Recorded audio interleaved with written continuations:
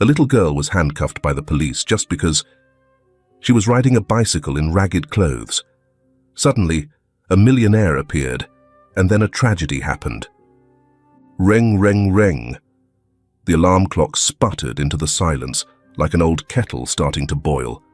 It wasn't a digital chime or a song from the radio. Just that hard, rasping ring of a wind-up bell that sounded more like warning than invitation. Emily blinked twice at the ceiling. The fan above her turned in slow, lazy loops, doing more to stir the dust than push any air. She sat up and rubbed her eyes with the back of her hand. Her nightshirt had twisted around her ribs from the heat. On the dresser, her socks were folded in the shape of small fists, their elastic worn thin, and her toothbrush rested inside a cracked mug with a faded cartoon bear. Emily dragged herself toward the window, gripping the hem of the curtain, a patchwork of denim and faded cotton stitched together from her mother's old uniforms. She pulled it aside and let the world in. A garbage truck hissed down the alley. A dog barked from somewhere too far to be seen. Somewhere nearby, a neighbor cursed quietly, trying not to wake their own kids. Emily didn't smile, but she didn't frown either. It was just another day. Anna Carter came through the front door like a wind-beaten tree, her shoulders bent forward, uniform damp at the collar from sweat and chemical cleaner. Her boots thudded twice before she kicked them off and leaned against the wall, catching her breath. Emily looked up from the floor. "You're home early." 15 minutes, Anna replied, sliding down next to her daughter, untying her hair with a quick, practiced gesture. "Just long enough to eat and pretend I didn't mop up 6 bathrooms last night." She pulled a lunchbox from her bag. Not insulated, not fancy. The rice was cold, but the scrambled egg had held its shape. Anna opened it and placed it on the floor between them. No plates. They shared straight from the tin. Emily ate slowly, stealing glances at her mother's face. Anna noticed. "I know," she muttered, mouth still half full. "I look like I got in a fight with bleach and lost." "You don't look bad," Emily said quietly. Anna reached over, thumb brushing a grain of rice from Emily's chin. "I'll be back by 8. Don't go far. Just stay where people can see you." "I know." Anna stood, stretched until her back popped. "Chloe's coming by, right?" Emily nodded. "Okay then." She kissed her daughter's head quickly, as if to make up for all the kisses she would miss later, then disappeared into the bathroom with the door clicking shut behind her. When Chloe arrived, her knobby knees were already scraped from some adventure earlier that morning. She was dragging an old bicycle, paint chipped, one pedal held on with duct tape. It was blue once, now mostly rust. "She said you could try it," Chloe explained, referencing her older cousin who'd gone to college and left the bike behind like it was just another piece of furniture too bulky to bother with. Emily eyed it like a wild animal, curious, cautious. Then she stepped forward and ran her fingers along the metal. It was cool in the morning air, and the handlebars turned with a small metallic creak that made her heart flutter.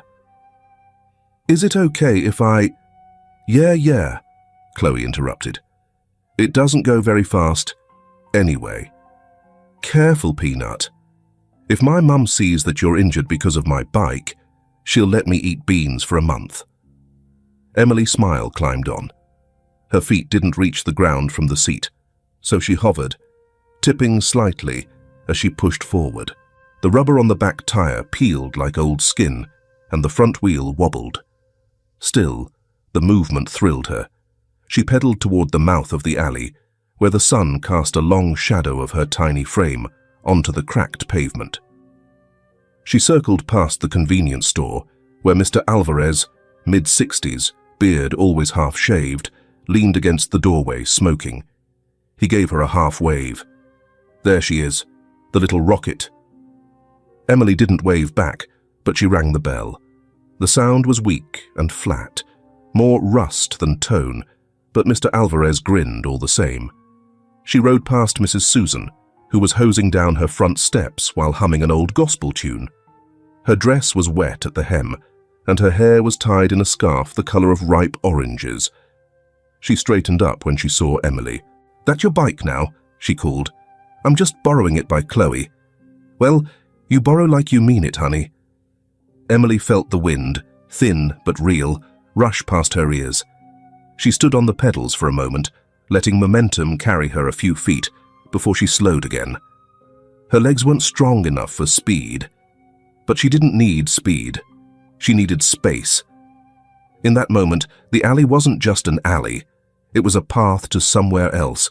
It was clean air and open light, and the illusion of distance. She turned onto the narrow sidewalk where the concrete buckled like broken teeth. Above her, power lines tangled like spider webs. She didn't notice. She didn't need to. She kept pedaling. Back at home, Anna emerged from the bathroom, hair damp and brushed, wearing a clean shirt and the same old jeans. She grabbed her bag, counted her tips from the last shift in silence, then paused. She walked over to the window and looked down just in time to see Emily rounding the corner, wind catching in her hair. Anna didn't smile, but her jaw unclenched. For a brief moment, she let her shoulders drop. Then she locked the door and went back to work. The pigeons came earlier now. That was the only thing Liam really noticed about mornings anymore. They arrived before the shops opened, before the buses began to grunt and wheeze up Mission Street. Dozens of them, pecking at crumbs beneath the taco cart that hadn't opened yet, flapping their wings in irritation as if the world itself were late. He drove slowly, one hand resting on the wheel, the other tapping his thigh in time with the rhythm of the turn signal he never used. The streets were quiet, at least on the surface. But Liam never believed in quiet.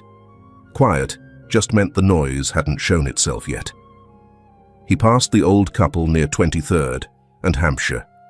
Their food cart, half rust and half stainless steel, was barely keeping upright on its wheels. "Here he comes again," the old man muttered without looking up. "The vulture," said the wife, louder than necessary. "Circling for trouble like it feeds him. His salary is paid with the tax money we pay, and we have to bow down like beggars." Liam's eyes flicked to the side mirror, but he didn't stop. He never did.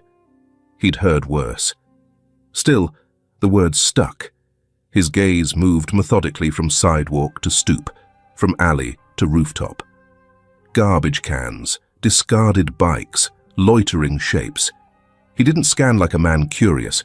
He watched like a man hunting. Then he saw her, a little girl, alone. On a bike that didn't fit. The frame wobbled every few feet. One handlebar was wrapped in duct tape. The seat was too high for her legs, and her clothes looked more like sleepwear than streetwear. She rode in loose circles, her sandals flapping with every turn of the pedal. Liam narrowed his eyes. He pulled to the side with a quiet roll, cut the engine, and got out. The door closed with a solid thump that seemed to make the sidewalk flinch. "Hey," he called out, walking toward her. "Hey, kid, where'd you get that bike?" The girl looked up, startled. She stopped pedaling, but didn't dismount. My friend, Chloe." Her voice cracked at the edges, soft and confused. "Your name?" Liam asked, stepping closer. "Emily," she whispered, as if it might be wrong. "What's your last name?" She blinked, her mouth opening, then closing. "Carter," she managed. "Where do you live, Emily Carter?" She turned in her seat slightly, pointing. Just there, that brown door." The girl looked down the street. The front of the house was barely visible through the trees, but Liam had already made up his mind. "Is that your bike?" She hesitated. "It's Chloe's. She said I could." "You got proof of that?" Emily looked back at him with growing panic, her hand tightening on the brake handle. Liam reached for his shoulder mic. "Unit 17, requesting status check on minor female, possibly unattended. Name Emily Carter. Appears to be without guardian." Emily's lips parted in horror. "I didn't steal it," she said quickly, her breath catching. "I swear, I didn't." Chloe said, "Off the bike," Liam said. Emily didn't move. "I said off." "I'm not going anywhere, I'm just—" Liam stepped forward, his shadow falling over her. She flinched. He reached out and gripped her arm. It was small under his hand, wiry, hot from the sun. "I didn't do anything wrong," she cried out, louder this time, twisting. "You can explain that at the station." "I don't want to go," Emily screamed, now trying to yank away. Her sandal caught on the pedal, and she stumbled. Liam tightened his grip. The little girl's face was red now, splotched with panic. She writhed with the raw fear only children can have, the kind that doesn't reason, just reacts. "Stop it! You're making this worse," he snapped, and then she bolted. She broke free, not because he let her, but because she twisted at the perfect moment. She left one flip-flop behind as she sprinted barefoot down the cracked sidewalk toward the brown door. Liam watched her go for a heartbeat. Then he swore under his breath and went after her. The porch was small, the paint peeling around the edges of the frame. Emily was banging on the door, breathless, calling out, "Mom! Mom! Please!" Just as Liam caught up and reached out again, the door flung open with force. Anna Carter stood in the frame, chest rising, eyes wide. Her hair was pinned up in a loose bun, and she still wore the grey uniform shirt from her job. The sweat had dried in uneven patches on her back. "Don't touch her," she said. "No scream, just steel." She was unsupervised, riding a bike that's likely not hers, Liam countered, keeping his voice clipped. "She was on our block with a neighbor's bike," Anna replied. Her hand stayed on her daughter's shoulder. "You scared her. You had no right." "She resisted," he said. "I have the right to detain—" "She's 5 years old." Emily pressed into her mother's leg. Her tears had stopped, but her breath still hiccuped in her throat. Liam straightened. "I'm just doing my job, Mom." "Then do it somewhere else." There was something about the light that morning. Too clean, too clear. Like the air had been scrubbed of its usual grit and smoke, leaving everything exposed. Edward Campbell leaned slightly against the leather seat, pen hovering above the margins of his notes. Today's charity event went faster than expected, and he was on his way back to the company, his salt and pepper hair showing how hard this 50-year-old man worked and how strict he was with himself. His glasses slid a little down the bridge of his nose as the car idled near a stop sign. "Nate," he said quietly from the back seat, "why are we slowing?" The driver didn't answer right away. His fingers tensed slightly on the steering wheel. "There's something," he said. "Sir, you may want to see this." Edward leaned toward the window. At first it was just shapes, movement, a woman on a porch, a man in uniform. Then the image locked in. A small girl pulled by the wrist. Her body twisted away in resistance. A mother reaching for her. The tension between them strung tight enough to hum. He opened the door before the car came to a full stop. His polished shoes struck the sidewalk with purpose. In the open air, the heat pressed down like a heavy palm. It smelled of dust, summer tar, and the edge of something wrong. He walked toward the scene, calm, direct, one step at a time. "Excuse me," he called, not raising his voice, but letting it carry. "Is there a reason this child is being restrained?" The officer turned, jaw set, the sort of posture that confused confidence with stubbornness.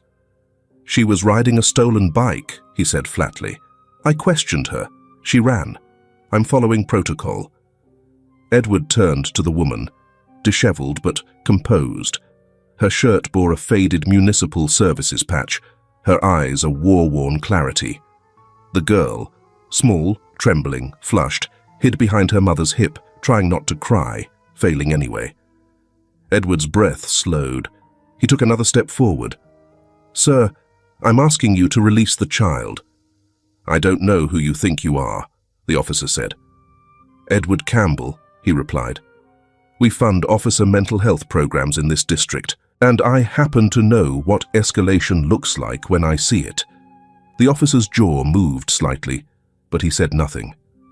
Edward raised a brow. And now, police's protocol is with handcuffs. Anna, the woman at the door, stepped in front of her daughter fully now. She's 5, she said. Her voice was steady, but her hands weren't. She was scared. That's not resisting arrest. She didn't comply. And she fled, Liam answered, reaching to the clip on his belt. His hand pulled the cuffs free with a soft, metallic snap. Anna's voice cracked open. No, don't you dare. I'm authorized to detain her until identification is confirmed, he said. She told you her name. She pointed to our door. The cuffs clicked once in the officer's hand. Sunlight flashed off the steel. Emily shrank behind her mother. Then something in her face twisted, fear tipping over into pure instinct. I didn't steal anything, she cried, eyes darting wildly between her mother and the officer. Liam stepped forward. Emily yanked the handcuffs away from Liam. Her mother also tried to pull her hand away to help her daughter. Edward was about to rush in to stop the fight, but Emily managed to escape. She turned, bolted from the porch, and ran, screaming, "Don't arrest me! I'm sorry!" Her bare foot hit the first step too fast. She stumbled, but kept going. Past the curb, into the street. A car, too fast to stop. A dull sound, like someone slapping a wet towel against cement. Then silence. Anna screamed. The kind of sound that doesn't rise from the throat. It erupts from the center of the body, primitive and unstoppable. Edward ran forward, not out of heroism, out of human reflex. Emily's small form was twisted unnaturally on the asphalt, one arm flung above her head like a broken wing. A pink plastic bracelet was still clinging to her wrist, bent and half-snapped. She's breathing, Edward said aloud, low and firm, as if speaking would keep her alive. Anna collapsed beside her, cupping the girl's head into her lap, whispering her name again and again. The officer stepped back, the cuffs still hanging loose in his fingers. Edward turned, face pale, jaw tight. You drew metal on a child, he said. A child. Liam tried to speak. Failed. Edward didn't wait for more. Nate! Ambulance now! The driver already had the phone to his ear. Around them, the street had slowed into quiet horror. People stared from doorways. Someone sobbed. A breeze lifted the cuff Liam had dropped earlier, making it clink softly against the pavement. Anna never let go of her daughter, and Edward never looked away. The back of the ambulance was colder than she expected. It smelled like plastic and latex and the breath of machines. Anna didn't notice the sweat soaking through her work shirt, or the way her knees stuck to the vinyl seat. She didn't feel the siren vibrating in her ribs, or the fact that her own fingers were slick with blood. Her daughter's blood. She only felt the weight of Emily's small frame against her chest, the shallow rise and fall of the child's breath, the occasional twitch like a dream pulling at her muscles. Kon kong sao ju, kon oi, nke me kong, she kept whispering. Mi jay roy. It didn't matter that Emily's eyes were closed.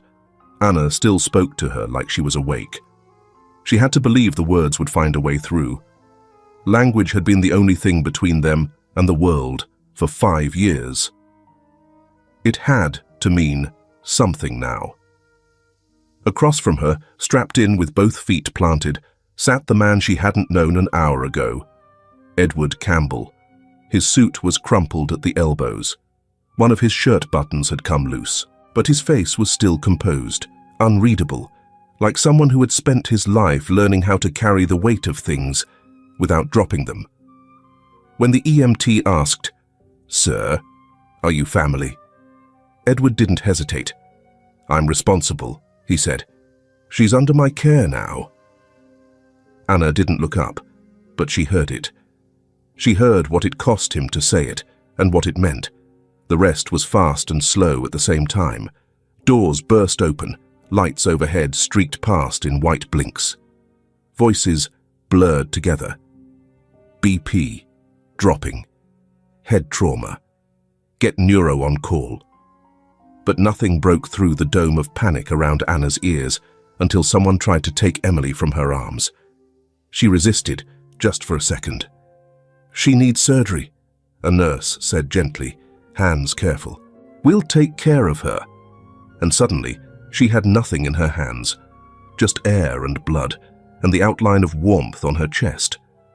The doors to the operating room closed with a hush of compressed air. Anna stood there, then sank slowly until the wall caught her. She sat like that, back against tile, elbows on her knees, eyes wide and unfocused. Her breathing was quiet, but ragged, like the space around her had thinned. Her hands still shook. She kept staring at them. The smudged brown skin under her nails, the blood on her knuckles. She didn't remember holding Emily that tightly. "Mom," a voice said. She didn't respond. Edward crouched beside her, not touching, not crowding, just close enough that his presence steadied the spinning. "They've got the best team working on her," he said. Anna still didn't speak. "I've covered the paperwork," he added. "The cost won't fall to you. I've signed the guarantees. Whatever she needs." Her eyes flicked to his, barely a movement. "I don't need charity," she murmured. "This isn't charity," he replied quietly. "It's responsibility." For a moment, neither of them said anything. Then Anna closed her eyes. She thought he was going to take her away. That's why she ran. "I know," Edward said. Across the hallway, a nurse motioned to someone behind glass. The ICU lights cast everyone in shades of artificial blue. A quiet stir broke the hallway. A woman in a blazer, slim camera bag slung over her shoulder, walked in without fuss. She didn't raise her phone. She didn't ask questions. She simply leaned on the far wall and opened a small notepad. Edward caught her eye. The woman nodded once, acknowledgement, not intrusion. "Who's that?" Anna asked, barely above a whisper. "Julia Harris," Edward said, "local reporter. She heard what happened and came to see for herself." "She going to write about this?" "She might. She's not here for spectacle." Anna looked at the floor again. "They're going to blame me, aren't they, for not being home?" "They won't. You don't know that." "I don't," he admitted. "But I'll make sure they hear the truth anyway." The hallway door opened again. This time, Edward stepped away to take a call, retreating to the far end near the elevator. Anna watched him through the glass pane in the door, his back straight, his hand firm against the phone. She didn't know his world. Men in suits didn't usually enter hers unless something was being repossessed or shut off. But this one stood there like he had decided something, like he was taking a stand she hadn't asked for, but maybe needed anyway. She turned back toward the surgery doors. Time dragged. The monitor outside the OR beeped at regular intervals. Nurses moved past with trays and charts. The hallway dimmed slowly as the sun gave up the day. But the lights above the surgery wing stayed cruelly bright, as if to deny the very idea of error or darkness. Edward returned and sat on the bench near her, not too close. He leaned forward, elbows on knees, silent again. "They said she has a fractured rib," he said softly, "and a concussion. They're stabilizing her before they move her to imaging." Anna let out a breath she hadn't realized she was holding. "Thank you," she said. "I don't know what this would have been like if you hadn't—" He shook his head. "You shouldn't have needed anyone," he said. "No mother should." She looked at him, eyes glassy now. "I've done everything I could." "I believe you." A moment passed, Then he picked up his phone again, dialed a number he knew by memory. "Patrick," he said, voice lower now. "I need you to come to General Hospital. There's a girl, 5 years old, who was nearly killed today because one of your officers escalated a misunderstanding into a disaster." He listened for a beat. "No, it's not a media stunt. It's a child. It's a mistake that nearly became a death. I need you here, not tomorrow. Tonight." Then he hung up. Anna stared at the floor. "Will someone answer for this?" she asked. "Yes," Edward said. Outside, the sky had gone dark, but inside, the surgical wing stayed lit. A space that didn't allow darkness, only precision, breath, and time. The hospital smelled like bleached sorrow, too clean to be comforting, too bright to be safe.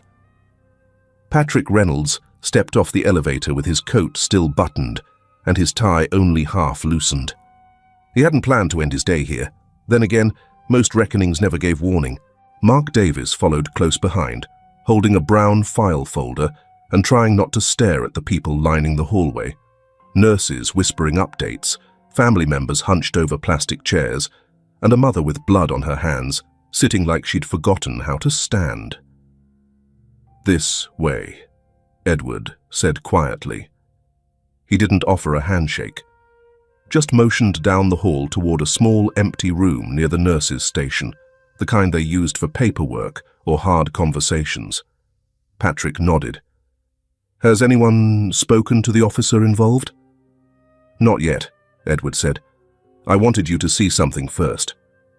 Inside the room, a nurse rolled in a laptop already queued to the footage. Another screen showed a paused video taken from a shopfront camera. Mark looked between the two, his mouth set in a thin, tight line. "Go ahead," Edward said. Patrick hit play. The screen flickered. A child, a bike, a man in uniform stepping down from his cruiser. The girl's body language said everything. Stiff, unsure, shrinking. The audio was fuzzy, but loud enough to catch the tone. Sharp, commanding, impatient. Then the cuffs. Then the scream. Mark turned away first. He swallowed hard. "There's more," Edward added, switching to the second video. "This one's from the store across the street.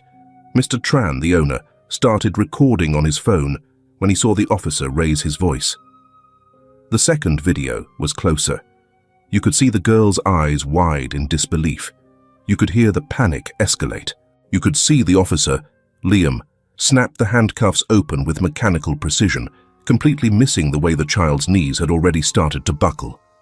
When Emily ran, the camera tilted briefly, but it caught the car, the sound, the fall. Mark closed the laptop himself. Patrick stayed silent for a long beat, then turned to Mark. "I need your eyes on this," he said. "I wasn't here. You've worked under him longer than anyone." Mark stared at the floor before answering. "He went too far." "Say that again, so I hear it clearly." Mark exhaled through his nose. "He went too far. This time, it's not just bad judgment, it's dangerous." Patrick nodded slowly. "Has there been a pattern?" Mark hesitated.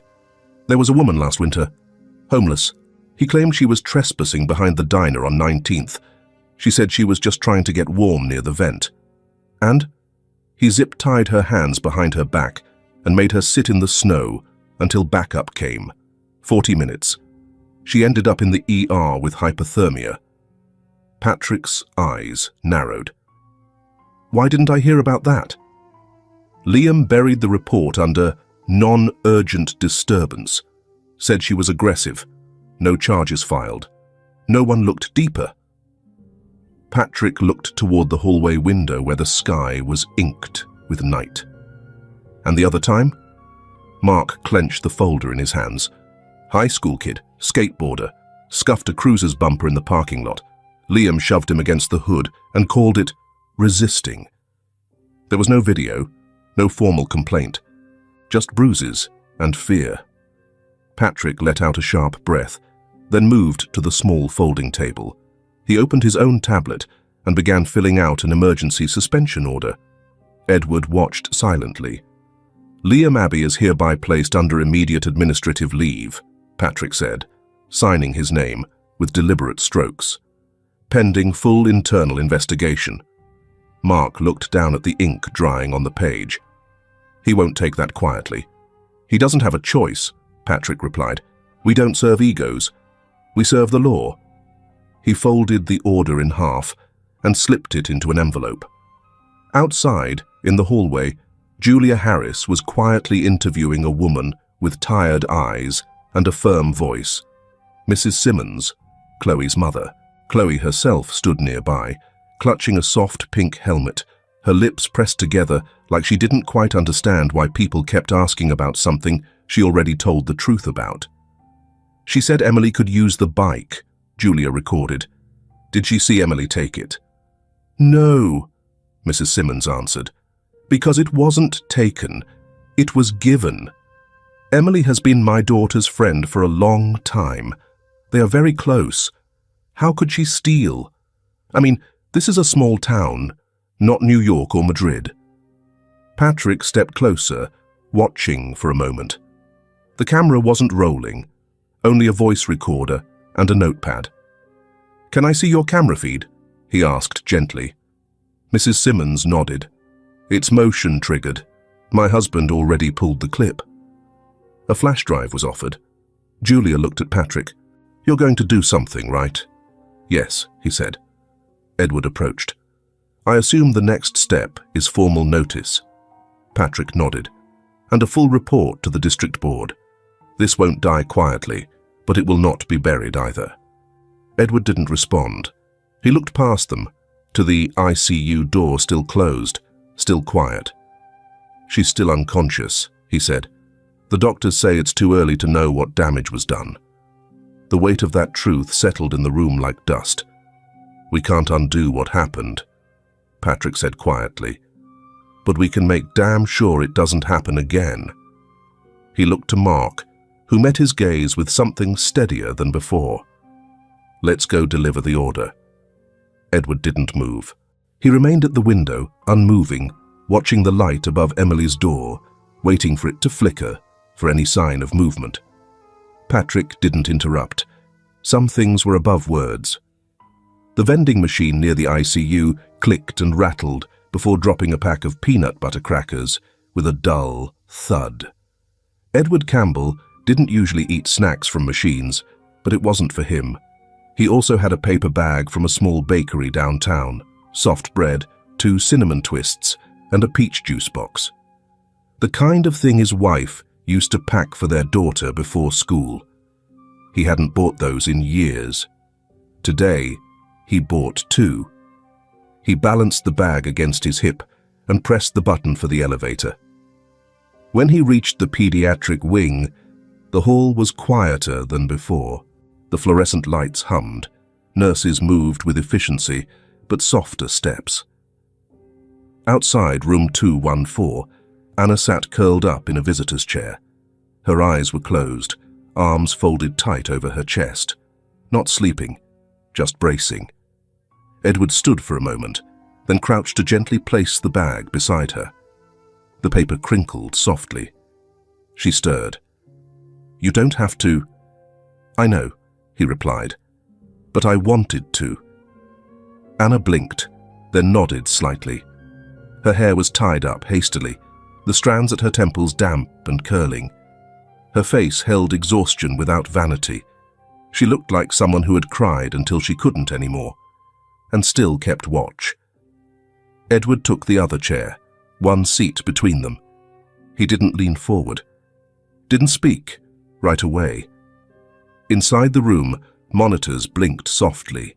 The sound of the heart rate monitor was steady, though too slow for comfort. Emily lay still, her small body wrapped in thin blankets, one arm in a splint. Anna glanced at the window. "She hates hospitals," she said softly. Edward looked over. "Most kids do." "She thinks the smell means someone's about to leave and not come back." Anna's voice wavered. "Guess she's not wrong." He let that hang in the air. Minutes passed. The hallway emptied further. The air felt cooler, as if the building itself was trying to hold its breath. Finally, Anna asked without turning, "You ever lose someone?" Edward sat back. His hand, resting on his thigh, curled slightly. "My wife," he said, "6 years ago. Breast cancer." Anna nodded slowly. "You don't talk like someone who's moved on." "I haven't." She reached down and pulled her wallet from the hospital tote bag on the floor. From it, she took out a worn photo, creased in the middle, color faded at the edges. "He's the one I lost," she said, handing it to him. "Aaron, my husband Edward took it gently." The man in the photo had a grease-smeared shirt, steel-toe boots, and a grin that looked both tired and deeply happy. There was a little bit of Emily in his eyes. "He worked at Grey Hill Foundry," Anna said. "Died in a scaffold collapse 6 years ago. OSHA called it structural failure. The company said the insurance payout would help, but the rest of it..." Edward's brow furrowed. "Grey Hill." He tilted the photo. "That's one of mine. I mean, not mine personally, but one of our holding subsidiaries. Campbell Steelworks. We held a controlling share for over a decade." Anna blinked. "You ran it?" "I funded it, invested, oversaw restructuring, toured the sites, once or twice. I met workers, some stuck in my memory." His voice faded, eyes fixed on the photo. Then, quietly, "I think I met him." Anna's breath caught. "You knew Aaron?" Edward looked at her, something old and raw surfacing behind his otherwise composed expression. "I didn't know his name, just his face. We shook hands near Furnace 3, I think. He had ideas about safety gear, said something about the bolts above catwalks being loose on older sections." Her voice dropped. That's exactly where it collapsed.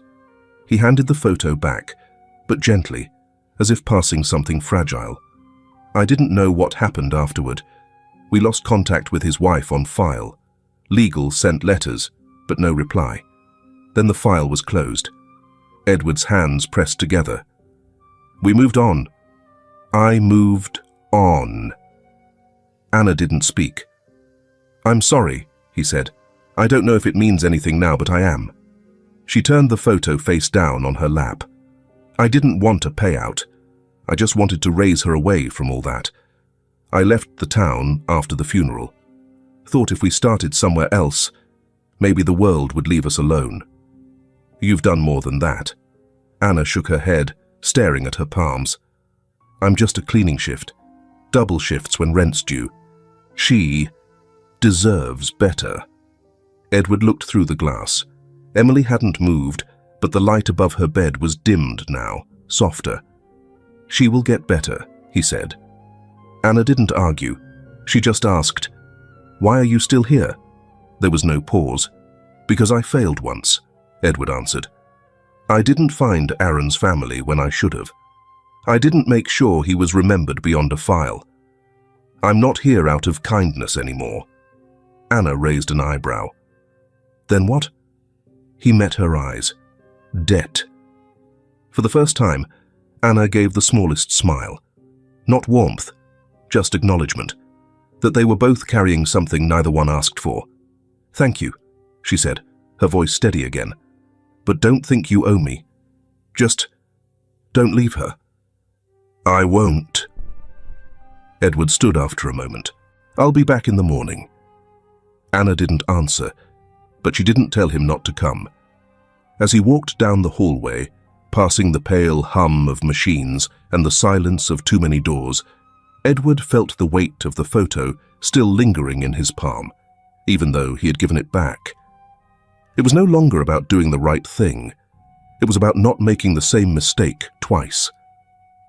The hallway outside, room 214, was quieter than usual, as if the air itself respected what had taken place behind the glass door. The hum of hospital machinery, distant elevator dings, and nurses' clipped footsteps all softened near that room. Grief had a way of demanding silence. Anna sat by the window, slicing a pear into small, uneven cubes. The blade wasn't sharp enough, and her hand shook slightly, but she kept going. Cut, slide, cut again. She didn't need to look at Emily to know her daughter hadn't moved. Inside the room, Edward stood near the end of the hospital bed. He wasn't reading, wasn't working, just watching the monitor, listening to the slow beep-beep that had become the most precious sound in his world these days. Emily lay still, wrapped in a sea of white sheets and sensor wires. Her eyelids fluttered only now and then, like she was dreaming of something far away. A nurse passed in the hall and nodded toward the glass. "He's here." Edward straightened. "Let him in," he said quietly. Liam entered with his hands tucked into the pockets of his jacket. No uniform, no badge. His walk was slower than usual, shoulders hunched slightly, not from age, but from weight. Edward didn't speak, he only stepped aside. Liam looked at the small figure on the bed. His jaw tensed. His gaze didn't linger. It hurt too much. He turned toward Anna. She kept slicing the pear. "I came to say I'm sorry," Liam said, voice low, cracked. "I didn't mean for—" She set the knife down with a soft click. "You don't owe me anything," she said, not looking up. "I do," Liam said. "Then don't make it about you," she replied. For a second, no one spoke. Only the beeping filled the space. "You're not here to ask for forgiveness," she continued. "You're here to live with what you did. So do that." Quietly. Liam opened his mouth, closed it, then nodded once and stepped back. Before leaving, he looked toward Edward, then at Emily. He stood still for 3 long breaths. Then he turned and left, without a word. Earlier that morning, Edward had driven out to the north side of the city. A red brick house with vines curling around the fence welcomed him. It had been months, maybe longer, since he'd visited. Helen Campbell answered the door before he knocked. "You finally remembered your mother exists," she said, though her eyes softened almost instantly. "You look like you haven't slept in weeks." "I haven't," he replied. They sat in the living room, the old floral couch giving slightly under his weight. "I did something today," Edward began. "Something I thought would feel right, but it didn't." Helen raised an eyebrow. "I watched a man fall apart under the guilt of nearly destroying a child's life," he said, "and I didn't feel better. I felt empty." "You want justice to come with closure," she said gently, "but sometimes it just comes with paperwork and silence." Edward ran a hand through his graying hair. "How do I know I'm doing the right thing?" Helen set her tea down. "By not walking away." He looked down at his hands. She leaned in. "Listen to me, Edward. You were raised on the belief that actions speak louder than anything else. So show up. Stand still. Stay present. That's more than most people ever do." He nodded.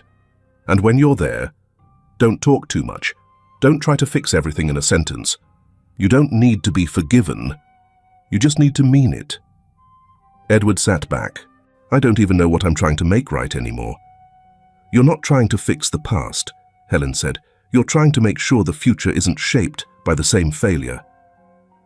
Back at the hospital, the room had grown dimmer.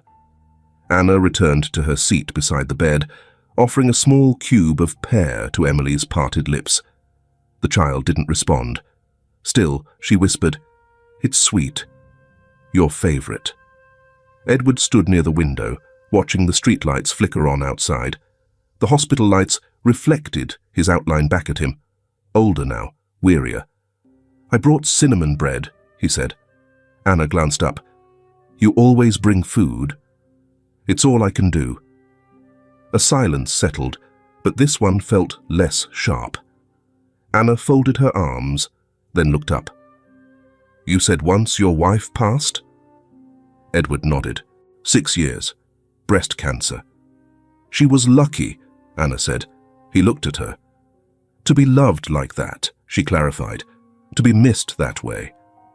Edward didn't respond right away. Then, she was the one who made me softer. Anna tilted her head. You don't strike me as soft. I'm not, he said.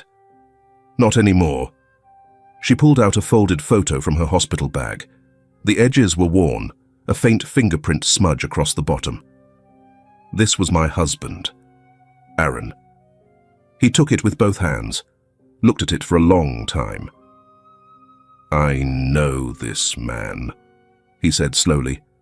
I shook his hand once, at a steel site in Greyhill. He died there, Anna said. The scaffolding collapsed. They said it was a fluke. I funded that plant, Edward said. Never knew who died. You do now. Edward closed his eyes. That's not enough. No, Anna replied, but it's a start. She took the photo back. You're not helping us because you're kind, are you? She asked. Edward shook his head. No. Then why? Because I missed my chance once, he said, and I'm not missing it again. Anna didn't smile, but something in her expression softened. You don't owe me anything, she said again, quieter.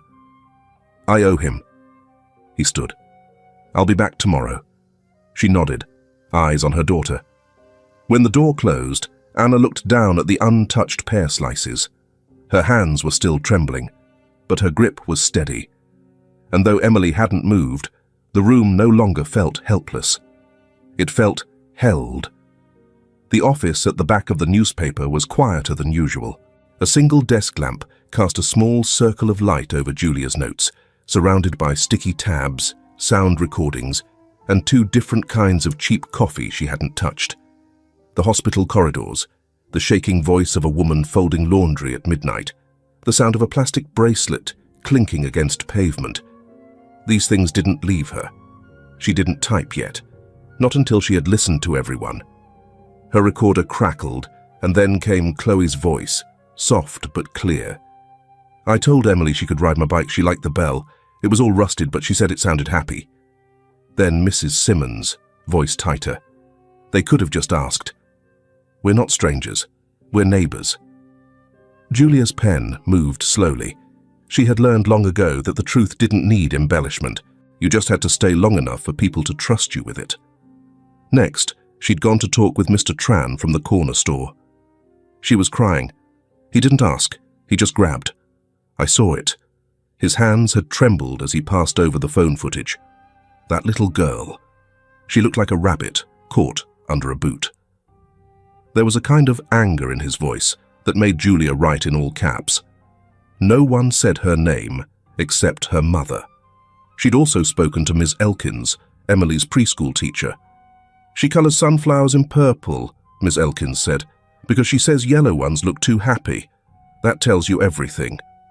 That night, Julia stayed up writing the piece. No commentary, no metaphor, just a headline and a question.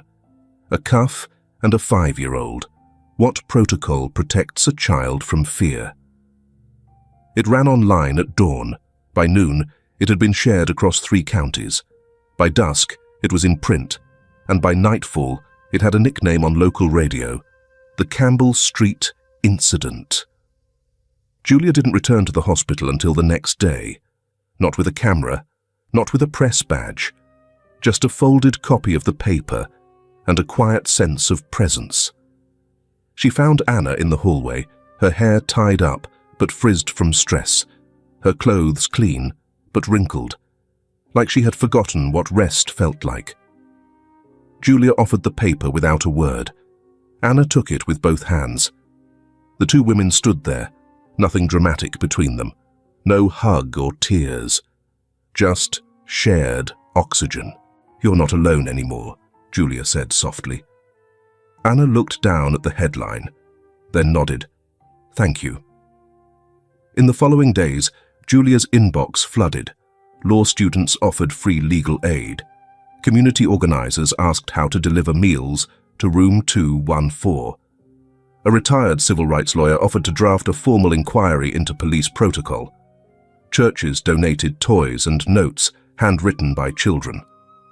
One note said, in crayon, "Dear Emily, I'm 5'2". I hope you can ride again soon. My bike is red. Yours can be purple if you want." It made Anna cry harder than anything else had. The streets of the neighborhood began to murmur with new energy. For years, it had been quiet. Too quiet, Julia had thought. The kind of quiet that came from learned helplessness. But now, people talked. An online petition reached 10,000 signatures in 48 hours. At the bakery near 19th, a jar labeled "For Emily" filled faster than the cash register. Most surprisingly, Mrs. Lee, the old woman who never answered her door, walked into the precinct with a box of printed emails and said, "This officer scared my grandson last year. Nobody listened. Maybe now they will." The city council scheduled a hearing. The department reopened 3 past complaints against Officer Liam Abbey. And someone, Julia never learned who, spray-painted a sentence across the brick wall behind the station. "You can't cuff fear." Back in the hospital, the world moved slowly. Emily remained unconscious. Anna spoke less and less, but stayed alert, keeping vigil like a soldier beside her daughter's bed. Julia visited again, only once more. This time, she left something else, a black and white photo, framed. It was Emily, taken by a neighbor 2 months before the accident. She stood in front of the mural wall near her school, one hand holding her backpack strap, the other shading her eyes from the sun. She wasn't smiling. She was staring into the light, like she was trying to understand it. "She's real," Julia said. That's all the article needed to show. Anna reached for the photo slowly, like it was glass. She said nothing, but her fingers traced the edge of the frame for a long time. When Julia left, she didn't look back. And out on the street, where kids had begun chalking hearts and suns onto the sidewalk near the hospital gate, the silence that once defined the neighborhood had been replaced with footsteps, voices, and the steady murmur of people remembering what it meant to be heard. 9. The sun filtered through the gauzy curtains of the Campbell house, casting light that was too soft to match the heaviness in Edward's chest. He sat across from his mother in the living room, untouched tea cooling between them. The silence wasn't tense. It was waiting, like the moment before a string snaps. "I met Aaron's wife," Edward finally said. Helen didn't move. Her eyes stayed fixed on the seam of her teacup, but something in her shoulders shifted, like a breath caught mid-chest. "Anna," he continued. "She's been raising their daughter alone. Emily, the little girl in the hospital." Helen closed her eyes for a moment, then opened them again. "And now you know." He nodded. "I always wondered," she said quietly. "After that report came in, I asked your father once what happened to the man's family. He said the paperwork was closed. I didn't press. Maybe I should have." "I should have," Edward said. Helen looked at him, her expression unreadable. Then she said, "If you know you've already missed the first chance, don't wait for someone to hand you a second. Take it." He nodded again, firmer this time. Later that day, Edward returned to the hospital with a brown envelope under his arm. The pediatric wing felt lighter somehow, as if the weight of public attention had shifted something in the walls. Outside room 214, Anna stood near the window, speaking softly to a nurse. He waited until the nurse left, then stepped forward. "I brought something," he said. "I hope you'll consider it." He held out the envelope. Anna opened it slowly, eyes narrowing at the official header, then widening as she scanned the pages. "You want me to work for your foundation. Edward kept his tone steady. "I don't want you to be someone who gets helped. You already are someone who holds everything together. That's exactly the kind of person who should be helping others." Anna studied him for a moment. "And you think I'm just going to accept this because it's real, full salary, healthcare, hours you can control, and because you deserve it?" She didn't speak for a long time. Then she looked at the bottom of the contract and saw something else. A name, Aaron Carter, engraved in a small silver frame on the desk in the Foundation's new downtown office. She recognized the frame from the old photograph she kept in her wallet. "You had this made?" Edward nodded. "I wanted him there." Tears didn't fall. They stayed where they were, behind the wall of someone who had cried too often. But her hand, when she reached for a pen, was steady. She signed. The following week, Emily finally opened her eyes. Not with a dramatic gasp, not with a surge of movement, just a blink, then another.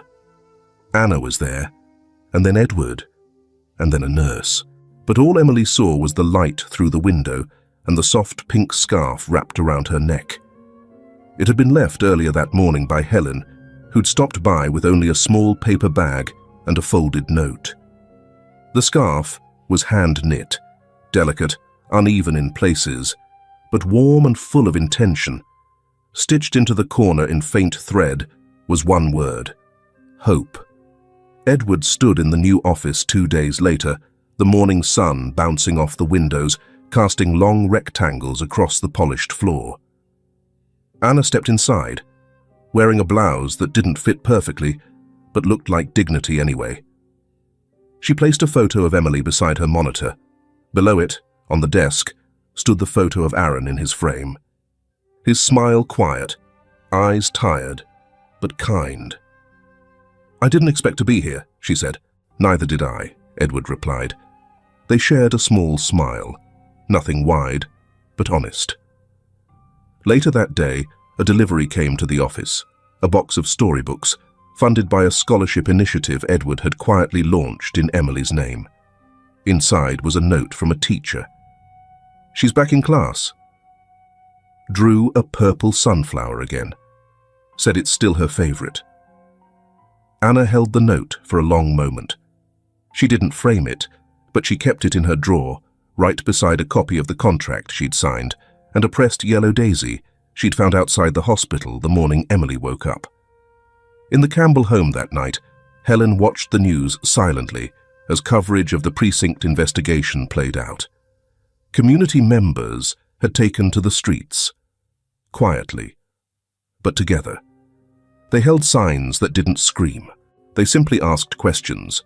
Who protects the child from the badge? Who speaks when no one else does? She turned off the television. In her lap was a ball of yarn and the beginnings of another scarf.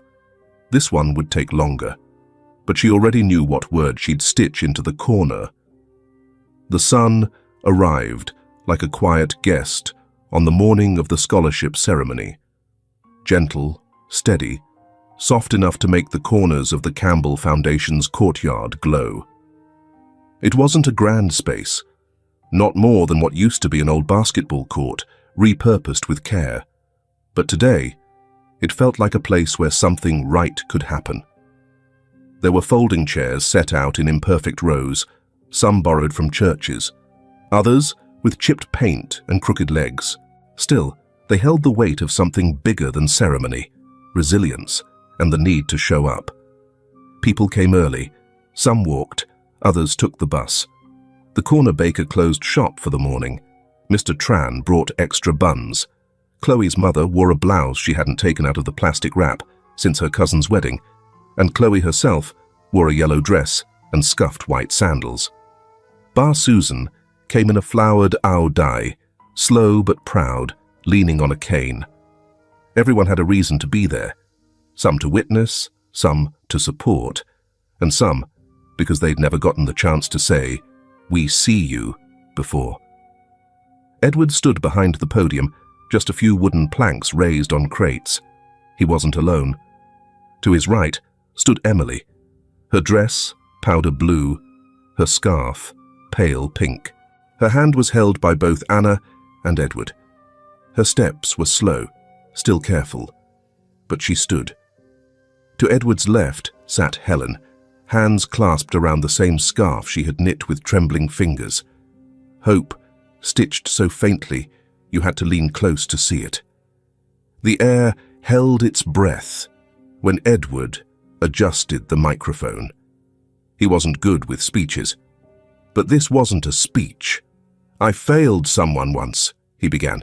"A man named Aaron Carter worked in one of the factories my company funded. He tried to make it safer. He saw the risks. He spoke up." He paused, not because he forgot the words, but because they deserved space. He died. And I didn't ask what happened next. I didn't find his wife.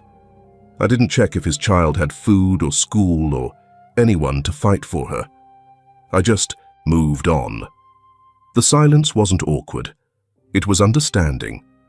Until this year, I didn't know that child's name. Her name is Emily. She's standing here with me now, and I promise all of you I will never move on from her. Somewhere near the back, Julia Harris lowered her camera. She'd been there only to record this moment, but now her hands rested on her lap. Some stories needed no more documentation. He turned slightly, crouched, and handed the certificate to Emily. It had her name in big, curling letters. And beneath it, in smaller text, Campbell Foundation full-term scholarship recipient. Emily didn't smile right away. She looked at it like she wasn't sure it was real. Then she stepped forward, just a few inches. She bowed her head the way she'd seen people do on TV, awkward, stiff, but respectful. And the courtyard broke into applause. Not the polite kind, the full-bodied, from-the-stomach kind, the kind that had been waiting in people's throats for years. Anna covered her mouth, but the tears still came. She didn't wipe them. She let them fall. And when Emily stepped down from the stage, the sun caught her face. For the first time in months, she smiled, not because she was told to, but because something inside her had finally let her. Afterward, the people didn't scatter. They lingered, they hugged, they shared food. Bar Susan gave Chloe a wrapped rice cake. Mr. Tran refilled the lemonade cups, even when no one asked. At the edge of the crowd, Helen watched quietly, her fingers pressed to the scarf on her lap. She looked tired, but at peace. Edward found Anna near the back bench, standing with her arms crossed, watching Emily show her certificate to Chloe. He said nothing at first. Then he held out a small envelope. "Something from the board," he said. "Official confirmation. The foundation office is yours to run, if you still want it." Anna opened it. Inside was the final contract, the offer already signed. Attached was a photo, Aaron's, placed into a proper frame and tagged, "Community Advisor, in memoriam." "He deserves to be on the wall," Edward said. "So do you." Anna didn't cry. She nodded once and said, "Then let's do it right this time." Weeks passed. Emily returned to school, slowly, then with more eagerness. The kids didn't tease. They surrounded her like something fragile and brave at the same time. She drew again. Purple sunflowers, of course. At her desk in the new foundation office, Anna kept 2 photos, one of Aaron and one of Emily, with paint on her cheeks, grinning. In her drawer was a handwritten note from a teacher that read, "She speaks more now." She says her favorite thing is when someone listens all the way to the end. Outside the office window, the neighborhood didn't change overnight, but it changed. Complaints were taken more seriously. Patrols grew quieter. Local kids started after-school tutoring at the foundation. Mrs. Lee hosted a community knitting group on Thursdays. Helen joined once, teaching others how to hide a message in a stitch. On the day Emily biked again, on a purple bike gifted by a donor who never left a name, the street filled with clapping. not loud. Just enough. Enough for her to know the world was still hers. And as she pedaled past the mural near her school, someone had painted over the cracked brick. Now it read, in bold white letters, "You are seen, you are heard, you are held." Emily rang her bell once. It was still a little rusty, but it sounded happy. In the quiet spaces between headlines and courtroom updates, there are lives still unfolding. Lives like Emily's, Anna's, and even Edward's. No One Left Behind wasn't a story about heroes or villains, but about how damage ripples, and how healing does too. It asked what justice looks like when apology comes too late, and what redemption means when we finally decide to stay, not walk away. At its heart, this was a story about listening, truly listening, to the voices that are usually ignored. The mother too tired to speak, the child too scared to explain, the community too used to being unheard. When someone finally hears them, something shifts, not dramatically, not all at once, but enough to begin. Perhaps the most human thing we can do is to not turn away. What do you think would have happened if Edward hadn't stopped the car that day, or if Anna hadn't spoken up? And how many stories like this are happening now? In streets we pass, in lives we never notice. You don't need to answer out loud, but maybe just don't stop asking. How are you feeling right now? Whatever it is, I hope you have a happy, healthy, and meaningful day.